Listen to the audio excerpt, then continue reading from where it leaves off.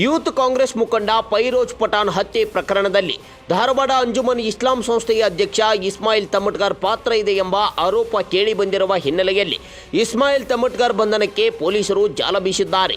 ಅಂಜುಮನ್ ಇಸ್ಲಾಂ ಸಂಸ್ಥೆಯ ಅಧ್ಯಕ್ಷ ಇಸ್ಮಾಯಿಲ್ ತಮಟ್ಗಾರ್ ಬಂಧನಕ್ಕಾಗಿ ಹುಬ್ಬಳ್ಳಿ ಧಾರವಾಡ ಮಹಾನಗರ ಪೊಲೀಸ್ ಆಯುಕ್ತ ಎನ್ ಶಶಿಕುಮಾರ್ ಅಧಿಕಾರಿಗಳ ತಂಡ ರಚಿಸಿದ್ದಾರೆ. ICS Mahesha PU college, KCET, NEET, JEE ಸಮಗ್ರ ತರಬೇತಿ ಒಂದೇ ಕಡೆ. ಹಿಂದೆ ಸೇರಿ ಯಶಸ್ಸಿನತ್ತ ಹೆಜ್ಜೆ ಇಡಿ.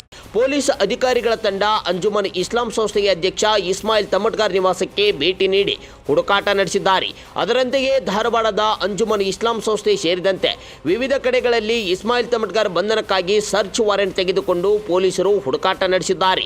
ಹುಬ್ಬಳ್ಳಿ ಧಾರವಾಡ ಮಹಾನಗರ ಪೊಲೀಸ್ ಇಲಾಖೆಯು ಯೂತ್ ಕಾಂಗ್ರೆಸ್ ಮುಖಂಡ ಫೈರೋಜ್ ಪಠಾಣ್ ಹತ್ಯೆ ಪ್ರಕರಣವನ್ನು ಗಂಭೀರವಾಗಿ ಪರಿಗಣಿಸಿದ್ದು ಈಗಾಗಲೇ 13 ಜನರನ್ನ ಅರೆಸ್ಟ್ ಮಾಡಿದ್ದಾರೆ.